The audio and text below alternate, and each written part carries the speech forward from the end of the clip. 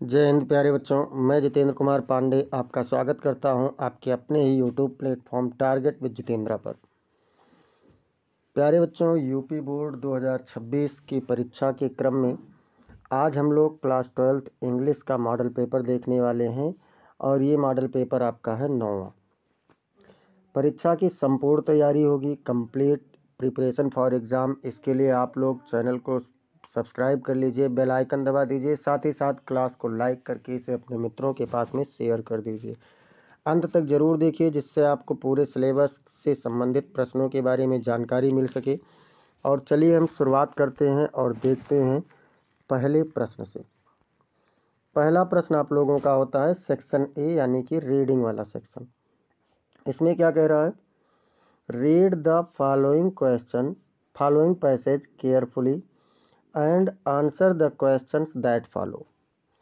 नीचे दिए गए पैसेज को ध्यानपूर्वक पढ़ो और उससे संबंधित प्रश्नों का उत्तर दो। पैसेज क्या है? सम पीपल थिंक, कुछ लोग सोचते हैं, दैट कि द एम ऑफ एजुकेशन, शिक्षा का लक्ष्य, is merely to give knowledge, केवल मात्र ज्ञान देना है। कुछ लोग समझते हैं कि शिक्षा का लक्ष्य केवल ज्ञान देना है। These people want students to read books, ये लोग छात्रों को किताब पढ़ाना चाहते हैं। एंड डू नथिंग एल्स, और इसके सिवाय कुछ नहीं करते हैं। But add to their knowledge, लेकिन उनके ज्ञान को बढ़ाते हैं, जोड़ते हैं। अदर्स बिलीव, दूसरे विश्वास करते हैं, that knowledge alone is not enough, कि ज्ञान अकेला ही पर्याप्त नहीं है। मतलब कुछ लोग ऐसे भी हैं जो ये विश्वास करते हैं कि ज्ञान अकेला ही काफ़ी नहीं है। Only that which enables a man to earn his living, केवल वह जो एक व्यक्ति को उसकी जीविका कमाने में उसकी मदद करता है, कैन बी कॉल्ड एजुकेशन, उसे शिक्षा कहा जा सकता है। क्या कहा? कि केवल वह चीज़ जो किसी व्यक्ति को उसकी जीविका कमाने में मदद करता है उसे हम शिक्षा कहते हैं। सच पीपल थिंक, ऐसे लोग सोचते हैं, दैट कि ब्रेड इज़ मोर इम्पॉर्टेंट, मतलब रोटी अधिक महत्वपूर्ण है, दैन एनीथिंग एल्स, किसी अन्य चीज़ों के बजाय, तो किसी अन्य चीज़ों के सिवाय रोटी अधिक महत्वपूर्ण है, ऐसा इन लोगों का मानना होता है। स्टिल अदर्स बिलीव, फिर भी अन्य लोग विश्वास करते हैं, that education should aim eight making good citizens and good patriots, कि शिक्षा का लक्ष्य अच्छे नागरिक और अच्छे देशभक्त बनाना होना चाहिए। ऑल दीज पीपुल, ये सभी लोग, see only one of the several purpose of education, see only one, केवल एक, ऑफ द सेवरल, मतलब कई पर्पज, माने उद्देश्यों में से या लक्ष्यों में से, शिक्षा के कई लक्ष्यों में से केवल एक पक्ष को देखते हैं। इनफैक्ट, वास्तव में, education should aim at 3 things together, शिक्षा का लक्ष्य एक साथ 3 चीज़ों पर होना चाहिए। It should give man knowledge, इसे लोगों को यानी व्यक्तियों को ज्ञान देना चाहिए। मेक देम सेल्फ रिलियंट, उन्हें आत्मनिर्भर बनाना चाहिए। And able to serve others, और दूसरों की सेवा करने में सक्षम बनाना चाहिए। Education should not produce citizens, मतलब शिक्षा से नागरिक नहीं उत्पन्न होना चाहिए। Who love their own freedom, जो केवल, मतलब ऐसे नागरिक को नहीं उत्पन्न होना चाहिए जो केवल अपनी स्वतंत्रता से प्रेम करते हैं। But take away the freedom of others, और लेकिन दूसरों की स्वतंत्रता को छीन लेते हैं। इट शुड प्रोड्यूस मैन, इसे ऐसे लोगों को उत्पन्न करना चाहिए, who love their own country, जो अपने देश को से मतलब प्रेम करते हैं। But who do not want to harm other countries, लेकिन वह किसी दूसरे अन्य देशों को नुकसान नहीं पहुंचाना चाहते हैं। व्हाट, अब देखिए प्रश्न है, पहला प्रश्न कह रहा है इसमें से, what should be the aim of education, शिक्षा का लक्ष्य क्या होना चाहिए। शिक्षा का उद्देश्य क्या होना चाहिए? तो अभी हम लोगों ने देखा है इसमें कि 3 उद्देश्य हम लोगों को शिक्षा के बताए गए हैं। कौन कौन सा? The aim of education should be threefold, मतलब शिक्षा का लक्ष्य, शिक्षा का उद्देश्य 3 स्तरीय होना चाहिए। गिविंग नॉलेज, मतलब ज्ञान देना। मेकिंग इंडिविजुअल सेल्फ रिलियंट, प्रत्येक व्यक्ति को आत्मनिर्भर बनाना। And enabling them to serve others, और उन्हें दूसरों की सेवा करने में समर्थ बनाना, सक्षम बनाना। बी नंबर क्या कह रहा है बच्चों? बी नंबर कह रहा है, डू यू थिंक, क्या तुम सोचते हो कि bread is more important than anything else? क्या तुम सोचते हो रोटी किसी अन्य चीज़ से अधिक महत्वपूर्ण है? एंड इफ नॉट, और यदि नहीं है तो व्हाई, मतलब क्यों? अगर नहीं है तो ऐसा क्यों नहीं है? तो आंसर देख लेते हैं, नो, नहीं। ब्रेड यानी अर्निंग ए लिविंग, अर्थात जीविका कमाना, रोटी का मतलब जीविका कमाना, is not more important than anything else, किसी अन्य चीज़ की अपेक्षा अधिक महत्वपूर्ण नहीं है। बिकॉज, क्योंकि एजुकेशन शुड बैलेंस नॉलेज, शिक्षा को ज्ञान को संतुलित करना चाहिए, सेल्फ रिलियंस आत्मनिर्भरता को संतुलित करना चाहिए, एंड सर्विस टू अदर्स, और दूसरों की सेवा करने को भी क्या करना चाहिए? संतुलित करना चाहिए। सी नंबर क्या कह रहा है बच्चों? तो सी नंबर कह रहा है कि what kind of man should be produced by education, शिक्षा के द्वारा किस प्रकार के लोग उत्पन्न किए जाने चाहिए? भाई शिक्षा के द्वारा कैसे लोगों को उत्पन्न किया जाना चाहिए? तो एजुकेशन शुड प्रोड्यूस मैन, शिक्षा से ऐसे लोग उत्पन्न किया जाना चाहिए हु आर नॉलेजेबल, मतलब जो ज्ञान के योग्य हों, अर्थात ज्ञान प्राप्त किए हों, सेल्फ रिलियंट आत्मनिर्भर हों, and enable to serve others, और दूसरों की सेवा करने में सक्षम हों, loving their country without harming others, बिना किसी दूसरे को नुकसान पहुंचाए हुए अपने देश को प्रेम करने वाले भी हों, मतलब किसी और को कोई नुकसान भी ना पहुंचाए और अपने देश को प्रेम भी करते हों। फिर क्या कह रहे हैं? डी नंबर कह रहा है, डी नंबर कह रहा है, how should a good citizen behave, एक अच्छे नागरिक को कैसे व्यवहार करना चाहिए? तो a good citizen should love their own freedom, एक अच्छे नागरिक को अपने खुद की स्वतंत्रता पर से प्रेम करना चाहिए, एंड रिस्पेक्ट अदर्स फ्रीडम, और दूसरों की स्वतंत्रता का सम्मान भी करना चाहिए। लविंग दियर कंट्री, उनके देश को प्रेम करना, अपने देश को प्रेम करते, विदाउट हार्मिंग अदर्स, बिना किसी दूसरे को कोई नुकसान पहुंचाए हुए अपने देश को प्रेम करना चाहिए। ई नंबर में क्या कह रहा है बच्चों? ई का जो फर्स्ट है इसमें कह रहा है, give another word from the passage which means aim, passage का से कोई दूसरा शब्द ढूंढिए जिसका अर्थ एम अर्थात लक्ष्य होता है। तो कौन सा शब्द है? Another word for aim is purpose, passage में पर्पज एक शब्द दिया गया है एम के लिए, वो भी क्या होता है? उसका मतलब भी यही होता है, लक्ष्य या उद्देश्य। दूसरा कह रहा है, which word in the passage means independence, passage में कौन से शब्द का अर्थ स्वतंत्रता है? तो क्या है बच्चों? The word for independence is freedom, मतलब स्वतंत्रता के लिए कौन सा शब्द है? तो इंडिपेंडेंस के लिए फ्रीडम शब्द इसमें लिया गया है। ई का थर्ड क्या कह रहा है? ई का थर्ड कह रहा है, right the noun of the word believe, believe का नाउन फॉर्म लिखिए अर्थात संज्ञा फॉर्म लिखिए। तो क्या कह रहा है? The noun of believe is belief, believe क्या है? तो वर्ब है, मतलब विश्वास करना। अब बिलीफ क्या है? तो विश्वास, मतलब ये क्या है? नाउन है। तो बिलीव का नाउन फॉर्म क्या हो जाएगा? बिलीफ हो जाएगा। इस प्रकार से सेक्शन ये जो कि अनसीन पैसेज का होता है और 15 नंबर का होता है, ये हमारा कंप्लीट हुआ। अब सेक्शन बी शुरू होता है बच्चों। तो एक बार सभी लोग क्लास को लाइक कर दीजिए और ज़ोरदार तरीके से शेयर कर दीजिए। यकीन मानिए अगर आपने सारे मॉडल पेपर पढ़े हैं तो आपको यहीं से लगभग सारे प्रश्न मिल जाएंगे। सेक्शन बी क्या है बच्चों? तो सेक्शन बी है आपका राइटिंग स्किल। सेक्शन बी में क्या होता है? राइटिंग स्किल, यानी आपके लेखन कौशल की जांच होती है।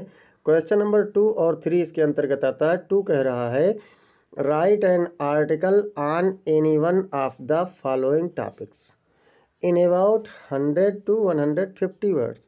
मतलब नीचे दिए गए किसी भी एक टॉपिक पर आप 100 से 150 शब्दों में क्या करेंगे? निबंध लिखेंगे।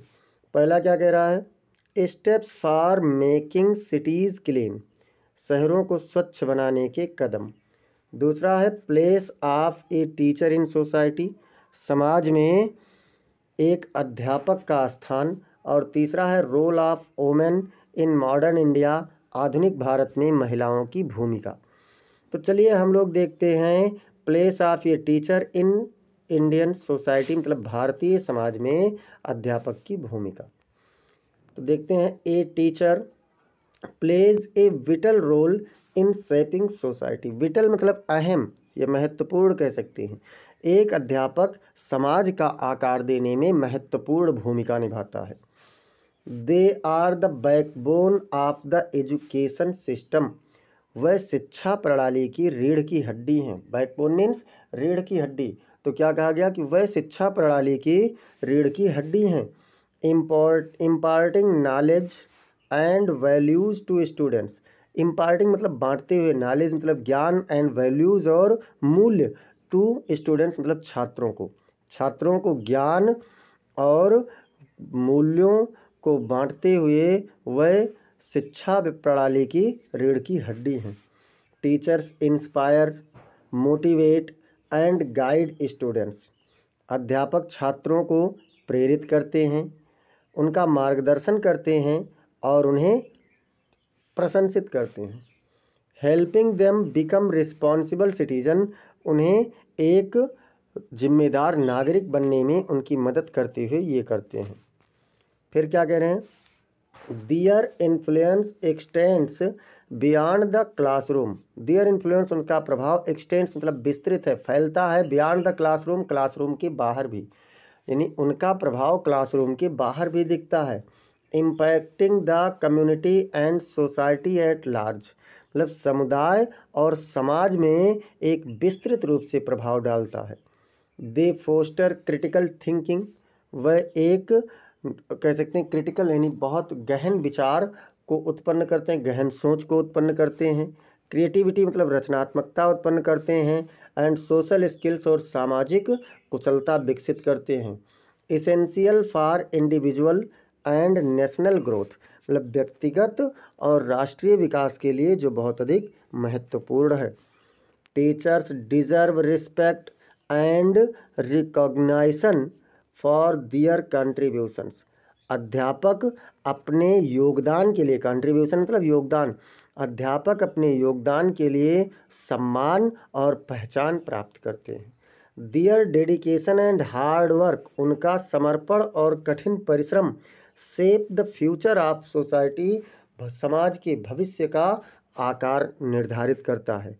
Making them pillars of progress and development, उन्हें उन्नति और विकास का एक स्तंभ बनाते हैं। बाय नर्चर यंग माइंड्स, इस प्रकार से युवा दिमाग को या छोटे छोटे दिमाग को विकसित करते हुए टीचर्स बिल्ड ये बेटर टुमारो, अध्यापक एक बेहतर कल का निर्माण करते हैं। Making their place in society truly invaluable, वास्तव में अपने स्थान को समाज में अमूल्य बना देते हैं, अर्थात उसका कोई मूल्य नहीं होता है, बहुमूल्य हो जाता है। अब क्वेश्चन नंबर 3 कह रहा है बच्चों, 3 में क्या कह रहा है? Write a letter to the editor of a newspaper, आप एक समाचार पत्र के संपादक को एक क्या करें? लेटर लिखिए, पत्र लिखिए। About frequent breakdown of electricity in your locality, अपने क्षेत्र में बार बार बिजली कटने की समस्या के बारे में उन्हें अवगत कराइए। देखिए आंसर में to the editor the Times of India. मतलब संपादक महोदय, सेवा में संपादक महोदय द टाइम्स ऑफ इंडिया के समाचार पत्र को लिख रहे हैं। सब्जेक्ट क्या है इसमें? तो सब्जेक्ट है frequent breakdown of electricity in our locality. हमारे क्षेत्र में बार बार जो बिजली की कटौती हो रही है उसके विषय में लिख रहे हैं। सर या madam, I am writing to express my deep concern. मैं अपने गहरी चिंता या भारी चिंता को प्रकट करने के लिए लिख रहा हूँ। And frustration about the frequent breakdown of electricity in our locality. और जो हमारा झुंझलाहट है, क्रोध है, निराशा है उस बिजली के, हमारे क्षेत्र में बिजली की बार बार कटौती के कारण जो हमारा क्षेत्र बहुत पीड़ित है, मैं उसके बारे में आपको पत्र लिख रहा हूँ। सीमापुरी, कौन सा है? सीमापुरी, दिल्ली की बात हो रही है। फिर क्या कह रहे हैं? The power cuts have become a daily routine. बिजली की कटौती प्रतिदिन का एक रूटीन के रूप में हो गया है। Causing immense inconvenience of to the residents. यहाँ के निवासियों के लिए एक महत्वपूर्ण परेशानी का कारण बन गया है। The interruptions in power supply are affecting our daily lives. मतलब विद्युत आपूर्ति या ऊर्जा की आपूर्ति में बार बार की बाधा हमारे दैनिक रहन सहन को प्रभावित कर रहा है। बिजनेस हमारे व्यापार को प्रभावित कर रहा है। एंड स्टूडेंट्स स्टडीज़, और छात्रों के अध्ययन को प्रभावित कर रहा है। The situation versions during peak summer months. ये जो स्थिति है ये गर्मी के मौसम में, गर्मी के महीनों में बहुत अधिक उच्च हो जाता है, बहुत अधिक बढ़ जाता है। फिर क्या कह रहे हैं? मेकिंग लाइफ मिजरेबल, मतलब जीवन को और भी अधिक संकटपूर्ण बनाते हुए। I request the concerned authorities, मैं संबंधित अधिकारियों से निवेदन करता हूँ। To look into this matter urgently, मतलब तत्कालिक रूप से इस मामले में अपना ध्यान आकर्षण करें। And take necessary steps to improve the power supply, और विद्युत आपूर्ति में सुधार लाने के लिए तत्काल कोई आवश्यक कदम उठाएं। सिंसियरली, मतलब भवदीय XXX, अब यहाँ पर नाम नहीं लिखना है, उसके बाद इधर डेट डाल देना है। तो आज का डेट डालेंगे, अर्थात जिस दिन आपका पेपर होगा उस दिन का डेट डालेंगे। अब इसके बाद में देखते हैं बच्चों, अथवा क्या कह रहा है? Write a letter to the principal of your college. अपने प्रधानाचार्य जी को एक पत्र लिखिए। किस लिए? For the improvement of your college library. अपने पुस्तकालय, कॉलेज की पुस्तकालय में सुधार करने के लिए आप अपने प्रधानाचार्य जी को एक पत्र लिखिए। चलिए लिख देते हैं प्रधानाचार्य महोदय को भी। तो टू, मतलब सेवा में, द प्रिंसिपल यानी प्रधानाचार्य महोदय, BHD inter college Dhanepur Gonda. अब इसके बाद में देखते हैं बच्चों, सब्जेक्ट में इसमें भी सब्जेक्ट डालेंगे इम्प्रूवमेंट ऑफ कॉलेज लाइब्रेरी, मतलब विद्यालय के पुस्तकालय में सुधार। रिस्पेक्टेड सर या मैडम, मतलब श्रीमान, सर जी, I am writing to bring your attention the need for improvement of our college library. I am writing to bring to your attention, मैं आपका ध्यान आकर्षण करने के लिए लिख रहा हूँ। The need for improvement of our college library, हमारे पुस्तकालय के, हमारे कॉलेज की पुस्तकालय में सुधार की आवश्यकता की ओर आपका ध्यान आकर्षण करने के लिए लिख रहा हूँ। The library is a whittle resource for students, मतलब जो पुस्तकालय है छात्रों के लिए एक महत्वपूर्ण संसाधन है। And its current state can be enhanced, और इसके वर्तमान स्थिति में सुधार किया जा सकता है।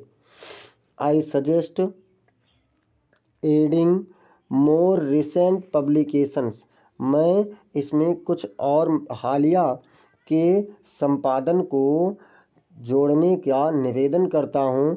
Increasing the number of copies of popular books, प्रसिद्ध किताबों के संख्याओं में वृद्धि करने का निवेदन करता हूँ। And subscribing to online journals, और ऑनलाइन पत्रिकाओं को सब्सक्राइब करने का निवेदन करता हूँ। This will greatly benefit students, ये बहुत अधिक छात्रों को लाभ देगा। आई होप, मैं आशा करता हूँ, you will consider my request, कि आप मेरे इस निवेदन पर विचार करेंगे एंड टेक नेसेसरी स्टेप्स, और आवश्यक कदम उठाएंगे। योर एविडेंटली, आपका आज्ञाकारी XXX, यहाँ नाम नहीं लिखना, इसके नीचे क्लास लिख देना, क्लास 12th, और उसके बाद में डेट, जिस दिन पेपर होगा या जिस दिन लिखेंगे उस दिन का डेट डालेंगे। अब देखते हैं बच्चों, यहाँ से शुरू होता है सेक्शन सी, और एक बार सभी लोग क्लास को लाइक कर दीजिए और शेयर कर दीजिए। सेक्शन सी ग्रामर सेक्शन शुरू हो रहा है, और ग्रामर सेक्शन में 4 नंबर क्वेश्चन कह रहा है, choose the correct option to answer the following questions.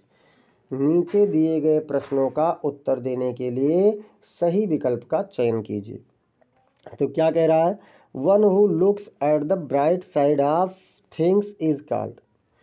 One मतलब कोई भी एक, who looks at the bright side, जो मतलब चमकीले पक्ष को, चमकदार पक्ष को, अर्थात सकारात्मक पक्ष को देखता है किसी भी चीज़ की, क्या कहा जाता है। तो चलिए, तो पहले तो हम ये देख लेते हैं कि इसके चारों ऑप्शन क्या हैं। तो अब इसमें से क्या होगा बच्चों, पेसिमिस्ट होगा, या फिर ब्राइट ऑन होगा, या ब्राइटन होगा, या ऑप्टिमिस्ट होगा। पेसिमिस्ट होता है निराशावादी, ब्राइट ऑन मतलब चमकता हुआ, और ब्राइटन मतलब चमकदार, और ऑप्टिमिस्ट मतलब होता है आशावादी। तो बच्चों, अगर कोई किसी के सकारात्मक पक्ष को देखता है तो उसे क्या कहते हैं, ऑप्टिमिस्ट अर्थात आशावादी कहा जाता है।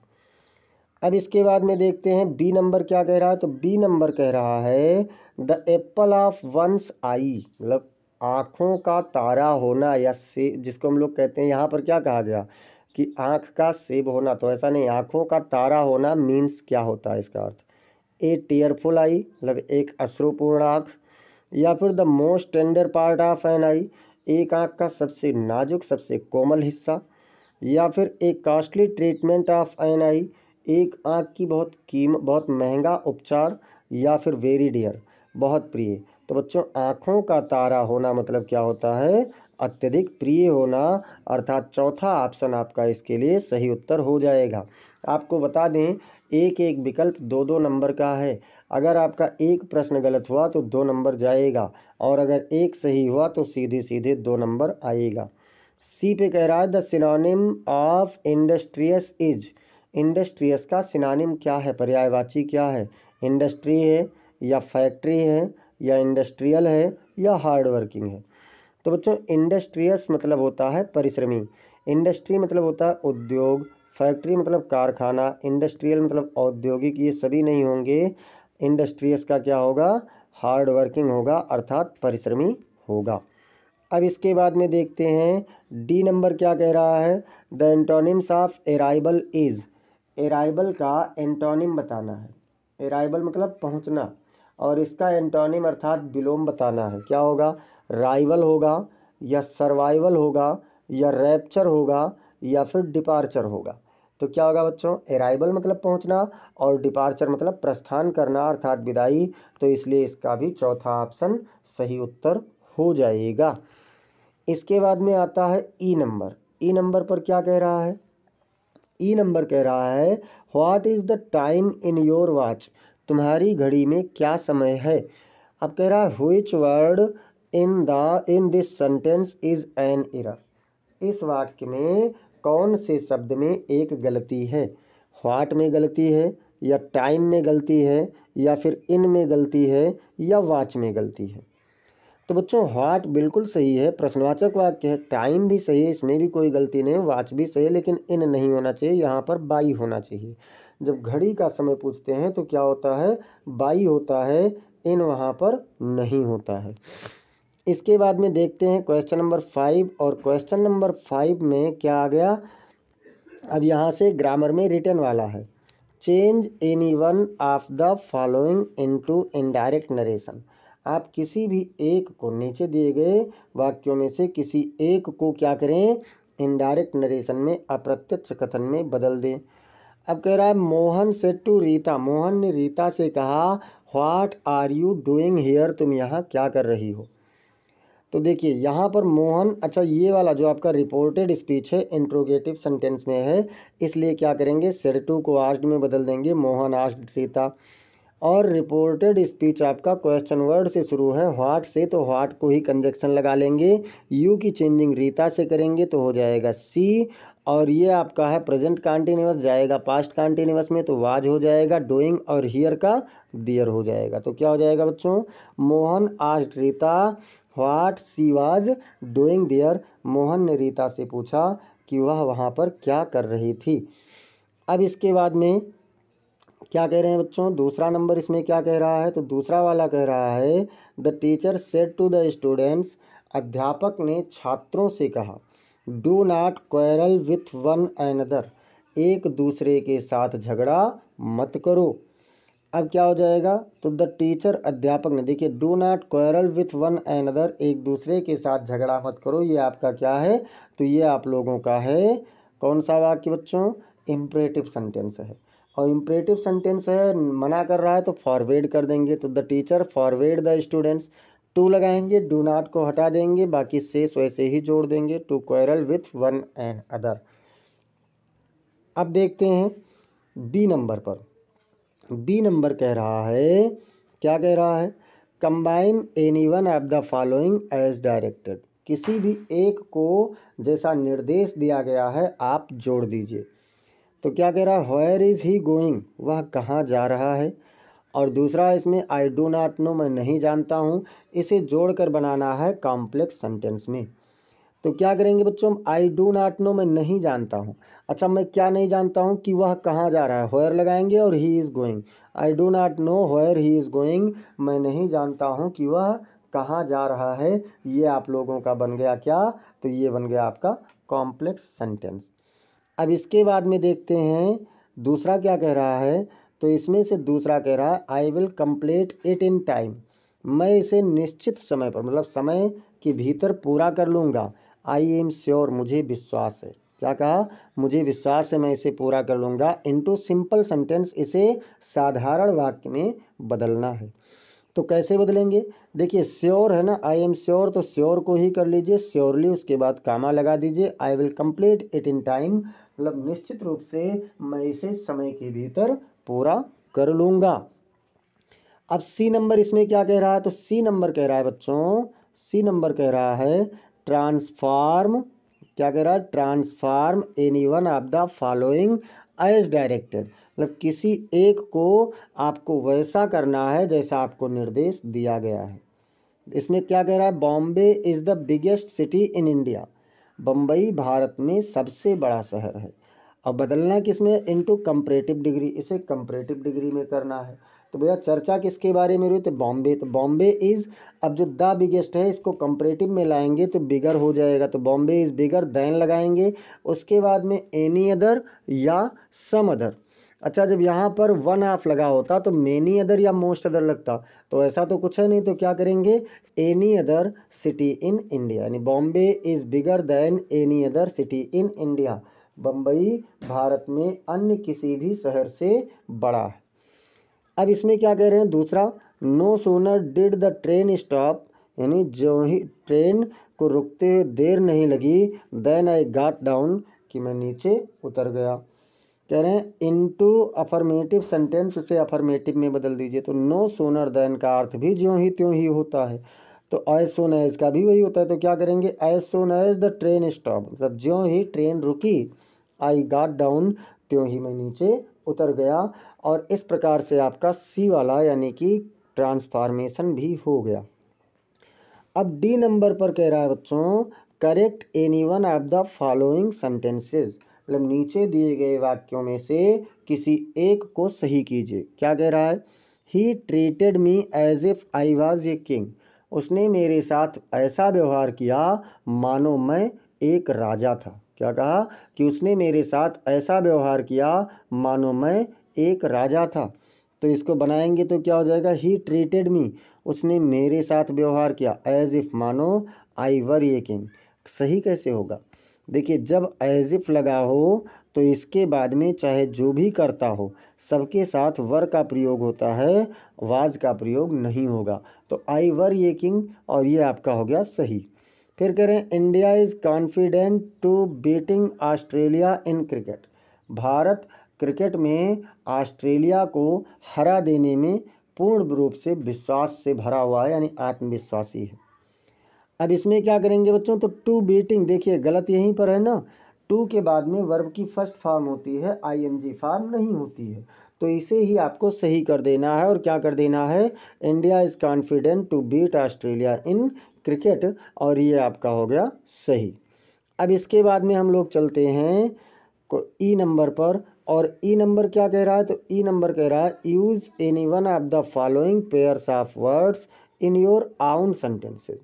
नीचे दिए गए शब्दों के जोड़ों में से किसी एक का प्रयोग आप वाक्य में, अपने वाक्य में कीजिए, to make the difference in their meaning clear, उनके अर्थों में स्पष्ट भिन्नता बनाते हुए। बर्थ और बर्थ, पहले बर्थ का मतलब होता है जन्म, और दूसरे बर्थ का जो यहाँ पर BERTH लिखा है, इसमें रेलवे बर्थ की बात हो रही है, यानी फुल सीट की बात हो रही है। तो चलिए देखते हैं, कह रहे हैं the babies birth was a moment of great Joy for the family. जो बच्चे का जन्म था वह परिवार के लिए एक बहुत बड़ी प्रसन्नता का क्षण था। यानी बच्चे का जन्म परिवार के प्रसन्नता का एक बहुत बड़ा क्षण था। और फिर दूसरे में क्या कहा गया, the sailor booked a berth on the ship sailing to Mumbai. मतलब जो नाविक था उसने मुंबई जाने के लिए, तैर कर जाने के लिए, जहाज़ से जाने के लिए जहाज़ में एक बर्थ अर्थात एक सीट बुक किया। पूरी फुल सीट की बात होती है बर्थ का मतलब। अब दूसरा क्या कह रहा है बच्चों, दूसरा कह रहा है स्टेयर और स्टेयर। पहले स्टेयर का मतलब होता है सीढ़ी, और दूसरे स्टेयर का मतलब होता है एकटक देखना या घूरना। तो चलिए देख लेते हैं। She climbed the narrow stair to reach the top floor of the old building. वह उस पुरानी भवन के सर्वोच्च स्थान पर, यानी उस पुराने भवन के सर्वोच्च ऊपर पहुंचने के लिए उसने क्या किया, तो वह उस सकरी सीढ़ी को चढ़ गई। और इसमें क्या कह रहे हैं, the strange object made her stare in amazement. उस विचित्र वस्तु ने उसे आश्चर्य में एकटक दिखवाया, अर्थात भौचक्का कर दिया। Trying to figure out what it was, मतलब इस बात की कल्पना करने का प्रयास करते हुए कि यह क्या था। अब इसके बाद में देखते हैं बच्चों छठवां क्वेश्चन, और छठवां क्वेश्चन कह रहा है translate the following passage into English. एक बार सभी लोग जोरदार तरीके से क्लास को शेयर कर दीजिए और इसका हम लोग अनुवाद देखते हैं। कह रहे हैं हमारे जीवन में समय का बड़ा महत्व है। तो क्या है, हमारे जीवन में समय का बड़ा महत्व है। तो क्या कहे, time is of great importance in our lives, यानी हमारे जीवन में समय का बहुत बड़ा महत्व है। समय का पालन ना करने वाला कभी सफल नहीं होता है। वन मतलब कोई एक, who does not follow time, जो समय का पालन नहीं करता है, कैन नेवर सक्सीड, कभी भी सफल नहीं हो सकता है। अब इसके बाद में और क्या कह रहे हैं बच्चों, बीता समय कभी लौट कर वापस नहीं आता है। बीता समय कभी लौट कर वापस नहीं आता है, यानी टाइम वंस गॉन, एक बार गया हुआ समय नेवर कम्स बैक, कभी भी वापस नहीं आता है। समय के साथ चलना सदैव लाभदायक होता है।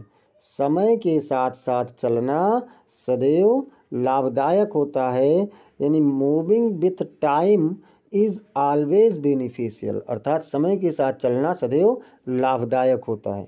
फिर क्या कहे, छात्रों के लिए, देखिए छात्रों के लिए तो समय का प्रत्येक क्षण बहुत मूल्यवान है। ठीक है, फॉर स्टूडेंट्स यानी छात्रों के लिए एवरी मोमेंट ऑफ टाइम, समय का प्रत्येक क्षण इज़ वेरी वैल्यूएबल, बहुत मूल्यवान है। उन्हें समयबद्ध ढंग से अपनी दिनचर्या बनानी चाहिए। तो क्या कहा कि they should create their daily routine in A time bound manner, मतलब समयबद्ध तरीके से। समय का पालन करने वाला व्यक्ति जीवन में कभी असफल नहीं होता है। तो a person who follows time, एक व्यक्ति जो समय का पालन करता है, नेवर फेल्स इन लाइफ, वह जीवन में कभी भी असफल नहीं होता है। इस प्रकार से बच्चों पहला सेक्शन हम लोग 15 नंबर का कर चुके, दूसरा सेक्शन हम लोग 20 नंबर का 35 हो गया, और तीसरा सेक्शन हम लोग 25 नंबर का कर चुके, यानी कुल मिलाकर के हम लोगों का 60 नंबर तक का हो चुका।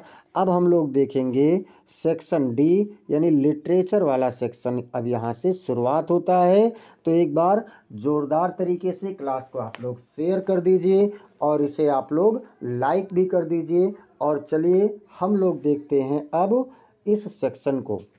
सेक्शन डी का लिटरेचर वाले में 7वां क्वेश्चन, यानी जो पहला क्वेश्चन है सेक्शन डी का, वो कह रहा है answer the following questions in about 40 words each.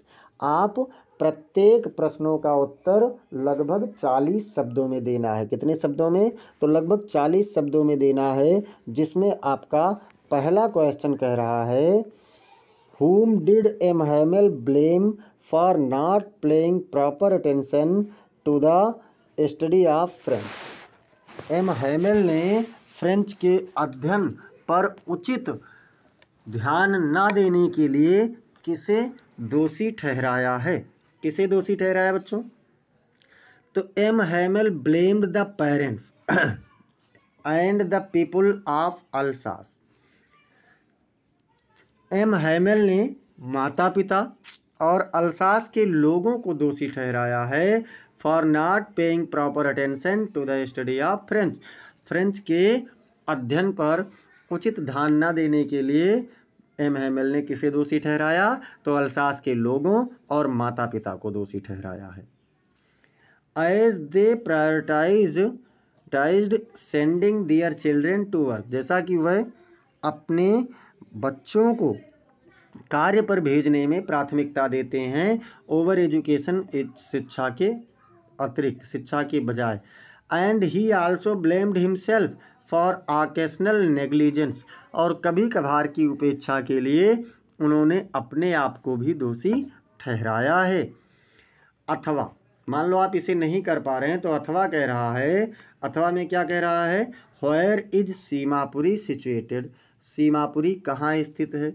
तो Seemapuri is situated in the north eastern part of Delhi, India. Seemapuri Delhi के उत्तरी अंतिम छोर पर स्थित है। Specifically in the north east district, विशेष रूप से पूर्वोत्तर का जिला है।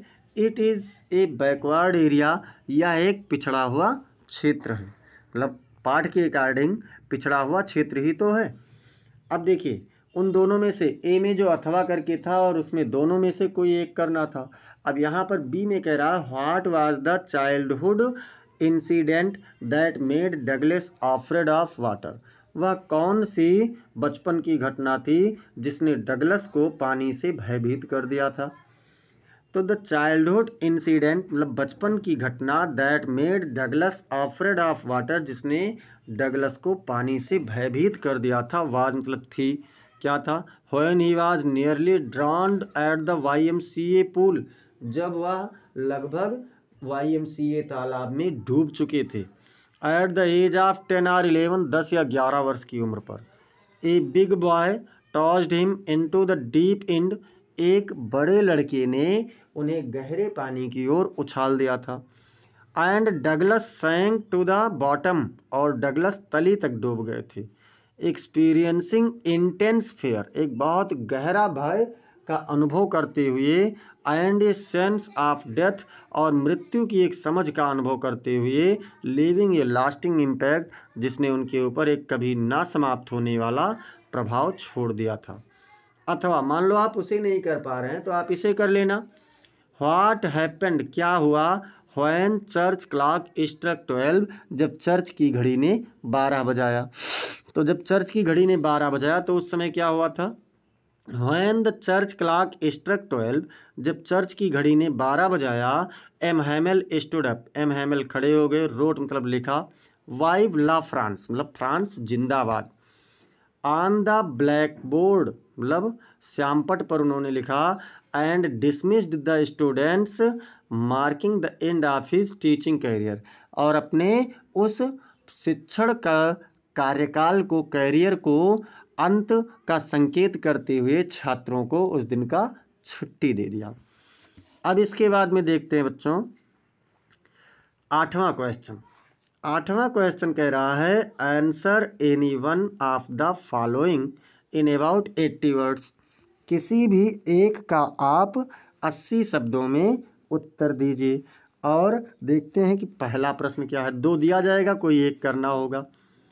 Describe the life of people working in the glass bangle industry. मतलब कांच के फैक्ट्री में कांच की चूड़ियों का जो निर्माण करने वाले कर्मचारी हैं, लोग हैं, उनके बारे में वर्णन करो, उनके जीवन का वर्णन करो। तो चलिए वर्णन करते हैं और देखते हैं। The life of people working in the glass bangle industry, तो चूड़ी उद्योग कारखाना में कार्य करने वाले लोगों का जीवन is marked by hardship and struggle, मतलब कठिनाइयाँ और संघर्ष से चिन्हित किया गया है।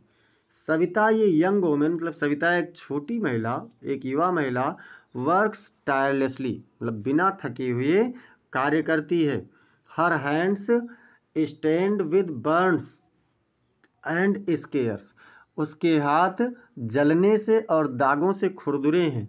फ्रॉम हैंडलिंग हॉट ग्लास, गर्म कांच की चूड़ियों को पकड़ने की वजह से सख्त हो गए हैं।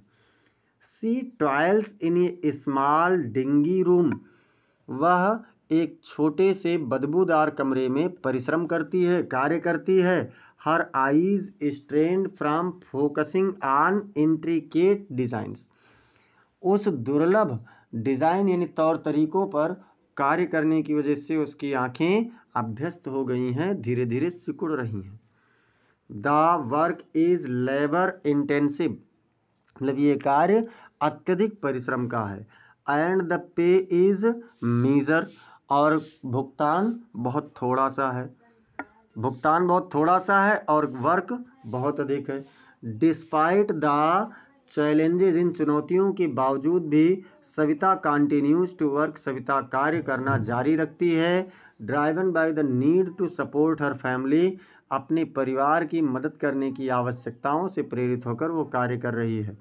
हर story reflects the plight of many in the industry, उसकी कहानी इस उद्योग में बहुत से लोगों के फंसे होने के प्रतिरूप को प्रदर्शित करती है। Trapped in a cycle of poverty and drudgery, जो गरीबी और अभाव के इस कुचक्र में फंसे हुए हैं। अथवा, अब देखिए बी में से है, बी क्या कह रहा है, तो बी नंबर कह रहा है बच्चों कि how did Gandhi ji reach Champaran, Gandhi ji Champaran कैसे पहुँचे। And how did he solve the problem of farmers, और उन्होंने किसानों की समस्याओं का समाधान कैसे किया। तो देखते हैं भैया क्या कह रहे हैं। Gandhi ji reached Champaran at the invitation of Rajkumar Shukla, Gandhi ji Rajkumar Shukla के आमंत्रण पर चंपारण पहुंचे। अब राजकुमार शुक्ला कौन है, ए लोकल फार्मर, मतलब एक स्थानीय किसान, who approached him at the Lucknow Congress, जो लखनऊ कांग्रेस के सम्मेलन में उन्हें मिला था। Shukla urged Gandhi to visit Champaran, Shukla ने गांधी से चंपारण आने के लिए निवेदन किया। And address the plight of indigo farmers, और जो नील के किसान हैं उनकी स्थितियों से संबोधित किया। एक्सप्लॉइटेड बाय ब्रिटिश प्लांटर्स, जो अंग्रेज अधिकारियों से यानी अंग्रेज जमींदारों से बहुत अधिक परेशान थे। गांधी अराइव्ड इन चंपारण इन अप्रैल 1917, गांधी चंपारण में अप्रैल 1917 में पहुंचे। एंड बिगेन ऑर्गेनाइजिंग फार्मर्स, और किसानों को संगठन बनाने लगे। लिसनिंग टू दियर ग्रीवेंसेज, उनके दुखों को सुनते हुए। And promoting non violent resistance, और अहिंसा के आंदोलन को विकसित करते हुए उन्होंने अपना कार्य शुरू किया। फिर क्या कह रहे हैं बच्चों, ही कलेक्टेड टेस्टिमोनीज, उन्होंने चरित्र यानी गुणों को इकट्ठा किया। Met with planters and officials, जमींदारों और अधिकारियों से मिले। And eventually the government appointed a commission, और सौभाग्यवश सरकार ने एक आयोग गठित कर दिया, leading to the abolition of the exploitative tinkathia system, जो इस तिनकठिया प्रणाली को समाप्त करने में एक बहुत ही अहम भूमिका निभाई। And reforms improving farmers lives, और किसानों की रहन सहन को सुधार करने में भी एक अहम भूमिका निभाई। 9वां क्वेश्चन कह रहा है बच्चों, read the following extract carefully, नीचे दिए गए अंश को ध्यानपूर्वक पढ़िए। And answer the questions that follow, और उसके नीचे दिए गए प्रश्नों का उत्तर दीजिए। क्या कह रहे हैं? I looked again at her, मैंने उन्हें दोबारा देखा। कवियत्री कह रहे मैंने उन्हें दोबारा देखा। Wan pale as a late winter's moon, जो उदास थी और पीली थी एक देर में जैसे चंद्रमा, ठंडी के चंद्रमा के समान उदास थी। And felt that old familiar ache, और उस पुराने परिचित दर्द को महसूस किया। माई चाइल्डहुड फेयर, जो मेरे बचपन का भय था। But all I said was, लेकिन जो कुछ भी मैंने कहा था वो था, क्या था? सी यू सून अम्मा, अम्मा आपसे जल्द मिलूंगी। ऑल आई डिड, जो कुछ मैंने किया, was smile and smile and smile, वो मैं मुस्कुराई और मुस्कुराती रही और मुस्कुराती ही रही। तो इस प्रकार से बच्चों ये आप लोग बता सकते हैं कि कौन सा पोएम है। कमेंट सेक्शन में पोएम का नाम बताइए और साथ ही साथ पोएट का नाम भी बताइए। अब देखते हैं इसका पहला क्वेश्चन। पहला क्वेश्चन क्या कह रहा है? How is the poetess mother compared, कवियत्री की माँ की तुलना किससे की गई है? तो किससे की गई है कवियत्री की माँ की तुलना? तो the poetess mother is compared to a late winter's moon, कवियत्री की माँ की तुलना ठंडी के एक देर के चंद्रमा से की गई है। सजेस्टिंग, ये सुझाव देते हुए, सी इज वैन, की वह पीली हैं, मतलब उदास हैं, पेल पीली हैं। एंड फेडिंग, और मुरझाई हुई हैं। Much like the moon in the winter season, ठीक वैसा ही जैसा चंद्रमा ठंडी के समय में होता है। अच्छा, अब बी वाला क्या पूछ रहा है? बी पूछ रहा है कि what did the poetess feel, कवियत्री क्या महसूस करती है? तो भैया आंसर में देखते हैं। The poetess felt a familiar ache, कवियत्री एक परिचित दर्द को महसूस करती है। ए चाइल्डहुड फेयर, एक बचपन का भय। Likely the fair of losing her mother, ठीक वैसा ही जिससे अपनी माँ को खोने का भय उसे होता है। सी नंबर क्या कह रहा है? सी नंबर कह रहा है what did the poetess do at the time of farewell, विदाई के समय पर यानी प्रस्थान के समय पर कवियत्री ने अपनी माँ के लिए क्या किया था? तो at the time of farewell, विदाई के समय पर, the poetess smiled and smiled and smiled, कवियत्री मुस्कुराई और मुस्कुराती रही और मुस्कुराती रही। Trying to hide her true emotion, अपने सच्चे भावों को छुपाने का प्रयास करते हुए। And put up a brave face, और एक बहादुर चेहरा बनाए रखा। सेइंग, कहते हुए, सी यू सून अम्मा, अम्मा आपसे को जल्द ही देखूंगी, या अम्मा आपसे जल्द ही मिलूंगी, ऐसा कहते हुए उसने उस भाव को बनाए रखा। तो चलिए एक बार सभी लोग क्लास को लाइक कर दीजिए, शेयर कर दीजिए, और कमेंट में ज़रूर बताइए कि आपको क्लास कैसा लग रहा है, मज़ा आ रहा है या फिर नहीं। एक बार सभी लोग कमेंट सेक्शन में बताते रहिए। और देखते हैं क्वेश्चन नंबर 10। क्वेश्चन नंबर 10 कह रहा है right the central idea of any one of the following poems, किसी भी मतलब नीचे दिए गए कविता में से, नामों में से किसी एक पर आप केंद्रीय भाव उसका लिखिए। तो कीपिंग क्वाइट है बच्चों, ए थिंग ऑफ ब्यूटी है, और ए रोड साइड स्टैंड है। बार बार कहता हूँ 5 सेंट्रल आइडिया है, कोई भी 3 आप लोग याद कर लीजिएगा। और देखते हैं इसमें से कि क्या है। इसमें से आप लोगों का जो सेंट्रल आइडिया है, the central idea Pablo Neruda's poem, मतलब पाब्लो नेरूडा की कविता का केंद्रीय भाव कीपिंग क्वाइट, जो क्या है कीपिंग क्वाइट है, is the importance of introspection, ये आत्म दर्शन का एक महत्वपूर्ण भाव है। साइलेंस मतलब शांति का, एंड स्टिलनेस और गंभीरता का इन ए पोएटिक वर्ड, एक अद्भुत शोर शराबापूर्ण संसार में। The poet advocates for a moment two of collecting quietude. कवि एक क्षण के लिए पूरी तरीके से शांति करने का वकालत करता है, अर्थात बात करता है।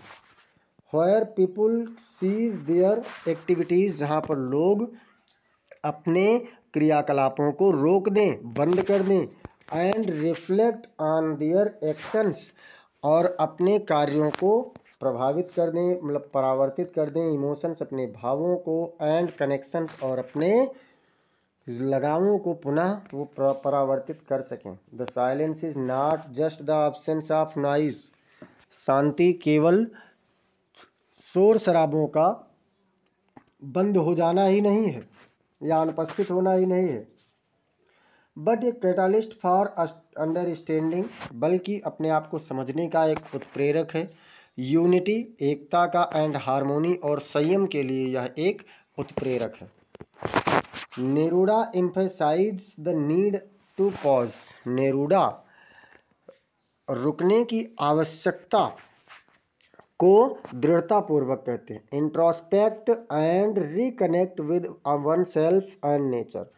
किसी को भी अपने आप से जुड़ने के लिए, अपने आप को पहचानने के लिए और प्रकृति से जुड़ने के लिए यह एक उत्प्रेरक के रूप में सजेस्टिंग, सुझाव देते हुए that such moments can lead to personal and global transformation, कि इस प्रकार का क्षण व्यक्तिगत और वैश्विक रूपांतरण को आगे बढ़ा सकता है।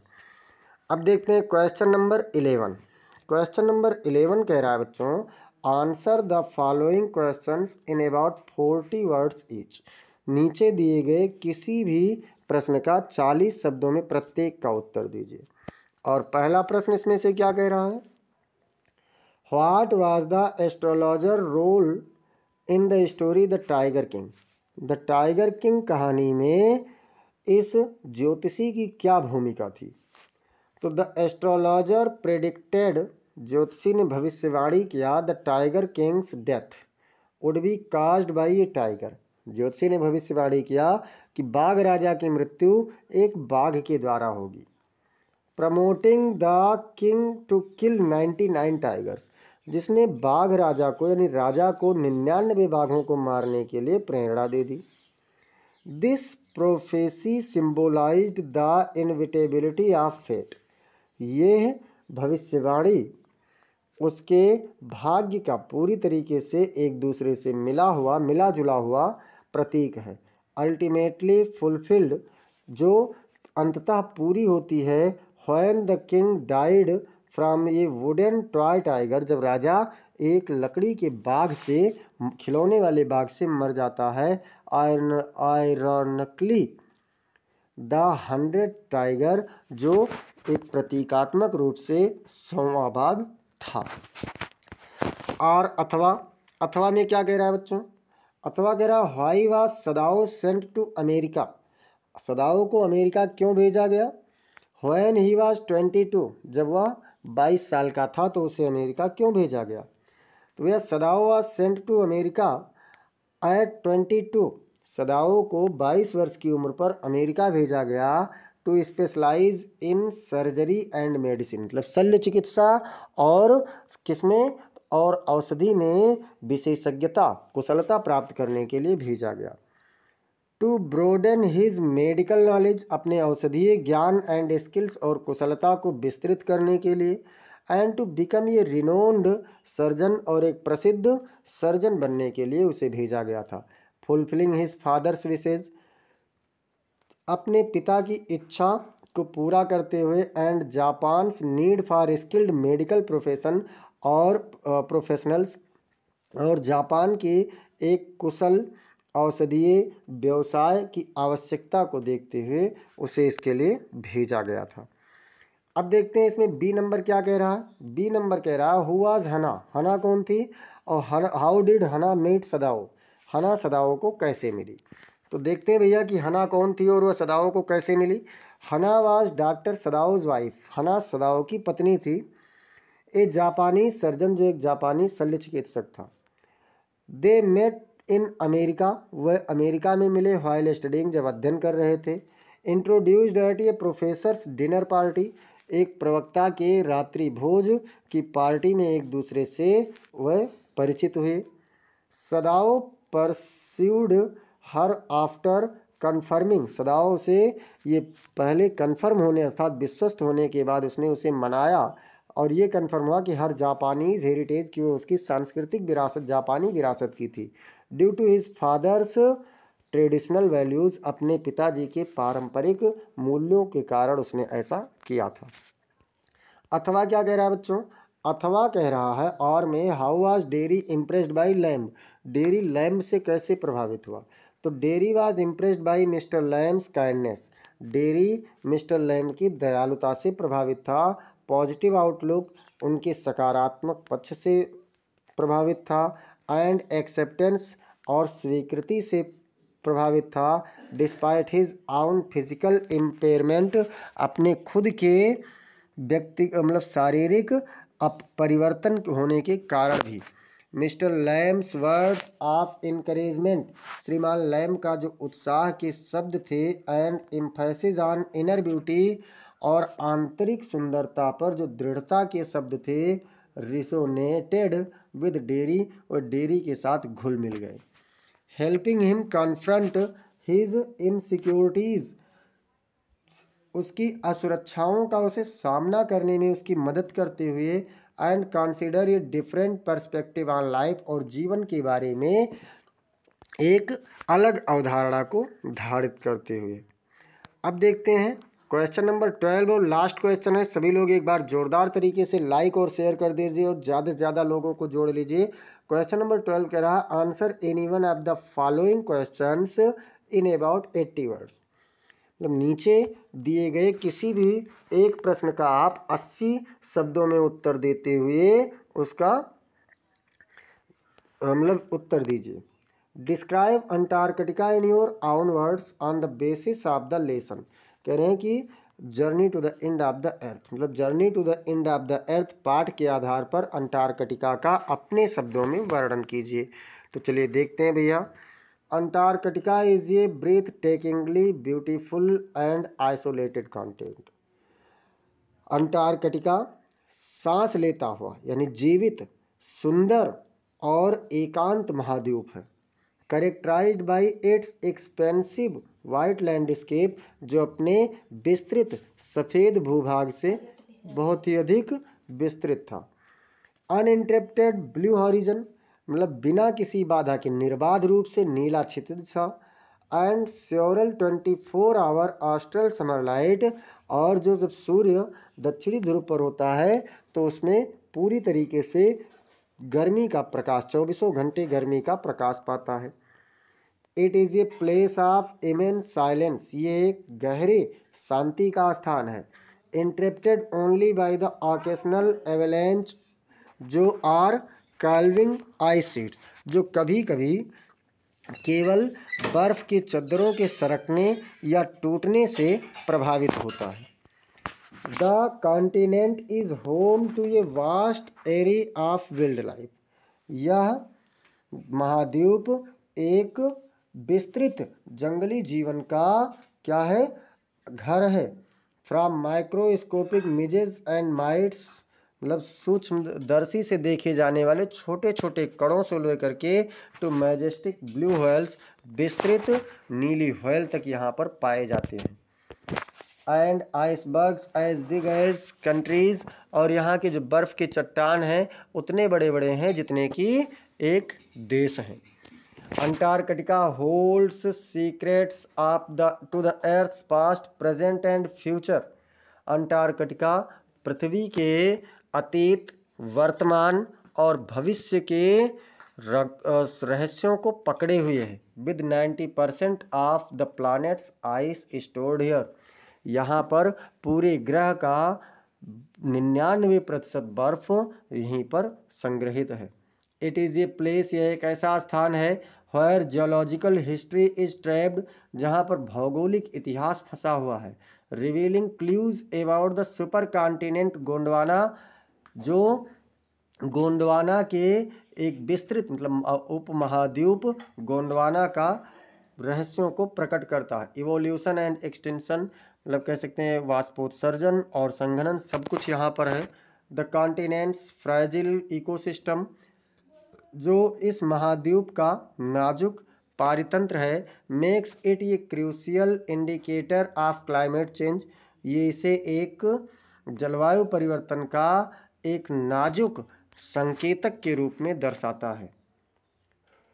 Serving as a warning sign for the impact of global warming, जो ग्लोबल वार्मिंग के प्रभाव का एक बहुत ही चेतावनीपूर्ण प्रतीक के रूप में है। अब देखते हैं बी वाले में, मतलब दोनों में से कोई एक करना है, और ये अब पूरी तरीके से इस सेशन का लास्ट है। कह रहे हु वाज द साइकियाट्रिस्ट, मतलब मनोचिकित्सक कौन था। What had he to say about the third level, तीसरे लेवल यानी तृतीय तल के बारे में उसने क्या कहा था। तो चलिए देखते हैं भैया। The psychiatrist in question is doctor Sam winner, A friend of Charlie. इस प्रश्न में साइकियाट्रिस्ट जो है ये सैम विनर है, जो कि एक मतलब चार्ली का एक मित्र है। The protagonist of the story, अब वो चार्ली कौन है, तो Charlie protagonist of the story यानी इस कहानी का मुख्य पात्र है। द थर्ड लेवल मतलब थर्ड लेवल कहानी का, बाय जैक फिनी, जो जैक फिनी के द्वारा लिखा गया है। According to doctor Weiner, doctor Weiner के अनुसार the third level is metaphorical space, third level एक रूपक स्थान है, या कह सकते हैं कि काल्पनिक स्थान है। Where people can escape from the pressure of modern life, जहाँ पर लोग आधुनिक जीवन के दबाव से भाग सकते हैं। ही बिलीव्स, वह विश्वास करता है, it is a state of mind, कि ये मन की एक अवस्था है। Where individuals can find peace and solace, जहाँ पर कोई भी शांति और संयम प्राप्त कर सकता है। Representing A longing for simpler times, एक सबसे आसान सा समय व्यतीत करते हुए वहाँ पर उपस्थित हो सकता है। डॉक्टर विनर सुझाव देते हैं that Charlie's experience of the third level, कि जो चार्ली का तृतीय तल के बारे में अनुभव है, is a form of waking dream, यह एक जागते हुए स्वप्न का एक स्थान है, रूप है। विश फुलफिलमेंट, जो उसकी इच्छाओं की पूर्ति है। इंडिकेटिंग चार्लीज अनहैप्पीनेस, जो चार्ली की नाराजगी नाखुशी को संकेत के रूप में दर्शाता है। विद द मॉडर्न वर्ल्ड, आधुनिक संसार के साथ। And his subconscious desire to escape to a more peaceful past, और जो उसकी एक अंतःकरण की इच्छा है वह उसे एक अतीत के अच्छे समय में ले जाना चाहता है। इस प्रकार से बच्चों आज हम लोगों ने इस मॉडल पेपर को कंप्लीट किया, और आप लोगों को बता दें ऐसे ही आपको मॉडल पेपर मिलते रहें, इसके लिए अगर आप लोगों ने अब तक चैनल को सब्सक्राइब नहीं किया है तो चैनल को सब्सक्राइब कीजिए, बेल आइकन ज़रूर दबाइए, क्लास को लाइक कीजिए, और लाइक करने के साथ साथ इसे आप अपने मित्रों के पास में शेयर कीजिए, और कमेंट सेक्शन में आप लोग फीडबैक ज़रूर देते रहिए भैया। फीडबैक से आपके अगर कहीं कोई सुधार की आवश्यकता है तो उसमें मैं सुधार करने का पूरा प्रयास करूंगा, और जब आप लोग बाद में कमेंट कर दिया करें तो वो ज़्यादा बेटर रहेगा, तो उससे मुझे पता चलेगा, मैं बाद में जब भी चाहूँ उसे देख सकता हूँ कि इस क्लास में कौन सी सुधार की आवश्यकता थी, और उस अकॉर्डिंग मैं अगले क्लास में सुधार कर सकता हूँ। तो फिर मिलते हैं अगली क्लास में, तब तक के लिए खुश रहिए, मस्त रहिए, छुट्टियों का आनंद लेते रहिए, अपनी पढ़ाई में व्यस्त रहिए। फिर मिलते हैं अगली क्लास में, तब तक के लिए जय हिंद, जय भारत।